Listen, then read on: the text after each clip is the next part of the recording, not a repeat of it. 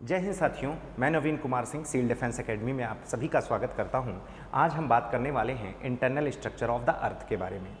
पृथ्वी की आंतरिक संरचना, इसकी हिंदी है साथियों। अगर आप देखोगे तो हमारी पृथ्वी में बहुत, अगर अंदर देखोगे तो कोर वाला पार्ट है, उसके ऊपर देखोगे तो मेंटल है और क्रस्ट है। यहाँ पर बहुत सही से इसको बाइफरकेट किया गया है, इस वाले डायग्राम में बहुत अच्छे से देख सकते हो। यहाँ पर आप देख रहे हो सबसे ऊपर क्रस्ट का पार्ट है जो हमारी अर्थ में कॉन्टिनेंट को लिए हुए है। उसके बाद साथियों मेंटल वाला पार्ट है, उसके बाद साथियों हमारा कोर है। साथियों ये कोर भी दो भागों में बटा होता है, आउटर कोर, इनर कोर। ऐसे साथियों मेंटल भी दो भागों में बटा होता है, आउटर मेंटल, इनर मेंटल। और हमारा क्रस्ट भी दो भागों में बटा होता है, outer crust, inner crust. Crust को हिंदी में भूपर्पटी कहते हैं, मेंटल को मेंटल ही कहते हैं, लेकिन साथियों कोर को हिंदी में हम क्रोड के नाम से जानते हैं। यहाँ ध्यान में रखना, कोड का नाम है, यहाँ इसे हम क्रोड कहते हैं, है ना। और इसको हिंदी में साथियों हम भूपर्पटी कहते हैं, भूपर्पटी। ठीक है, ये हिंदी है। अब हम आगे बढ़ते हैं। अगर हम क्रस्ट को देखें तो मैंने क्या कहा भाई, सीधी सीधी बात है, जैसे तरबूजा लो और तरबूजे को इस तरीके से काट दो।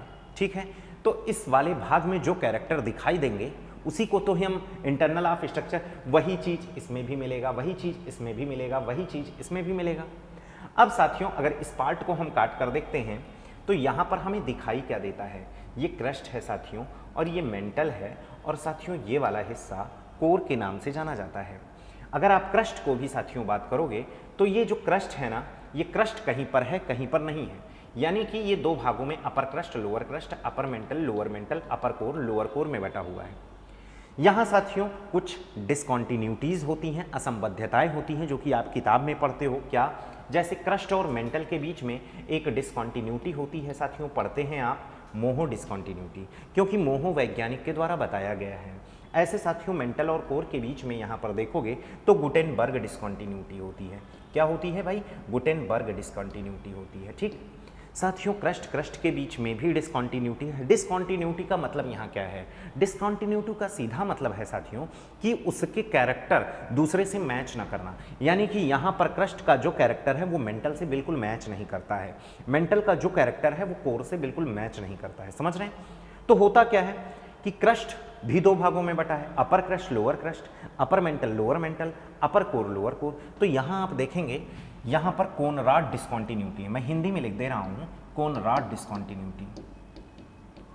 ठीक है, वैज्ञानिक के नाम पर पड़ा है।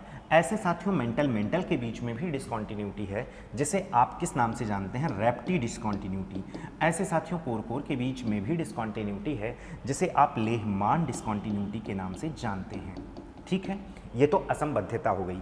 असंबद्धता का मीनिंग है यानी कि दूसरे चीज़ों से मैच ना करना। जैसे क्रस्ट बिल्कुल मेंटल से, भाई उसका तत्व अलग है, उसका तत्व अलग है, ये तो आपने जान लिया।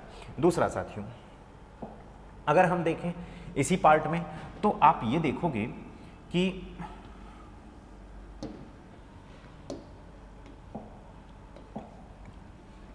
ये इस तरीके से, अगर हम पृथ्वी की आंतरिक संरचना देखें, ये क्रस्ट वाला पार्ट है, ये मेंटल वाला पार्ट है, ये कोर वाला पार्ट है। साथियों ये अपर क्रस्ट वाला हिस्सा है, और ये यहां पर देख लीजिए अपर क्रस्ट, ये भाई अपर क्रस्ट है, ये लोअर क्रस्ट है। यहां पर अगर आप देखेंगे साथियों अपर मेंटल है, और ये क्या है? लोअर मेंटल है। ऐसे साथियों यहां पर देखोगे अपर कोर है, और नीचे वाला है पोर्शन लोअर कोर। ये जो अपर क्रस्ट है कहीं पर है, कहीं पर नहीं है। देखो यहाँ नहीं है ना, इसको हम बोल देते हैं साथियों महाद्वीप। महाद्वीप को हिंदी में हम कहते हैं कॉन्टिनेंट। कितने कॉन्टिनेंट हैं भाई? तो आप जानते हैं 7 कॉन्टिनेंट हैं। ठीक है, सॉरी मैंने ओशियन के बारे में बात कर लिया, ये समझिए कॉन्टिनेंट है। अब मैंने महाद्वीप को यहाँ दिखा दिया। इसको अगर हम देखें साथियों तो ये ओशियन है।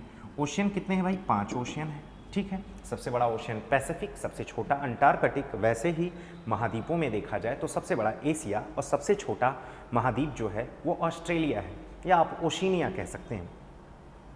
तो ये तो महाद्वीप महासागर हो गए साथियों। महाद्वीप महासागर जिस पर बैठे हुए हैं असल में उसी का नाम है प्लेट, उसी का ही नाम है क्या? प्लेट। ये देखिए कितनी बड़ी प्लेटें हैं? तो 7 बड़ी प्लेटें हैं। कितनी छोटी प्लेटें हैं? तो 22 से 26 छोटी प्लेटें हैं। 7 बड़ी प्लेट क्या? जो महाद्वीपों के नाम हैं, इतना तो आप जानते होंगे, जो महाद्वीप हैं हमारे 7 महाद्वीप हैं, उन 7 महाद्वीपों के नाम से एक मेरा वीडियो महाद्वीप के नाम से भी आएगा, वो आप अच्छे से देख लीजिएगा, शॉर्ट वीडियो होगा, बहुत अच्छे से समझ में आ जाएगा। उन महाद्वीपों के नाम से प्लेट्स भी हैं। सबसे बड़ी प्लेट कौन सा है? जिस पर पूरा प्रशांत महासागर है, पैसिफिक ओशियन है, उसे हम पैसिफिक प्लेट कहते हैं। और जो सबसे छोटी प्लेट है वो आपकी कहीं ना कहीं 22 से 26 उनकी संख्या बताई जाती है। साथियों, ये जो प्लेटें होती हैं, ये प्लेटें कहीं ना कहीं इनके नीचे सेमी लिक्विड मैटर होता है, जिसका नाम है साथियों मैग्मा।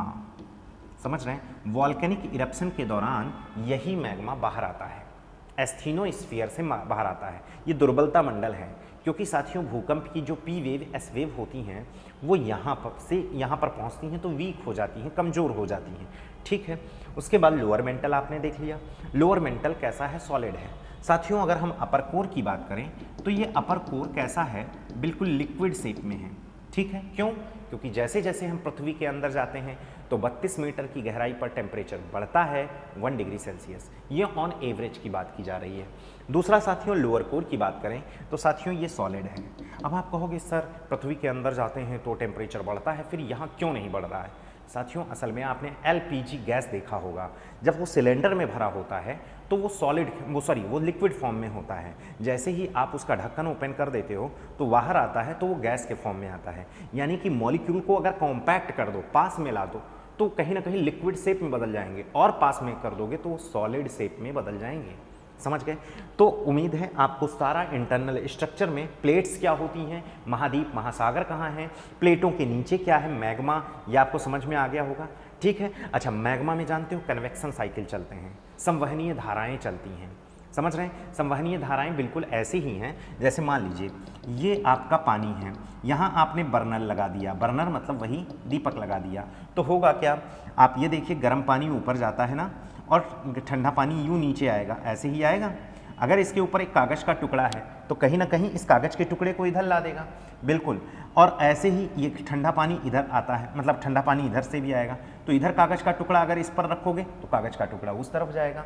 यानी कि इस मैग्मा में साथियों संवहन धाराएं चलती हैं, और संवहन धाराओं के चलने के कारण प्लेट्स में गतियां देखी जाती हैं। 7 बड़ी 22 से 26 छोटी प्लेटों में गतियां देखी जाती हैं। उसी के आधार पर महाद्वीप महासागरों में भी हलचल हो जाती है।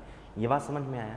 तो उम्मीद है आपको internal structure of the earth बहुत अच्छे से समझ में आया होगा। धन्यवाद।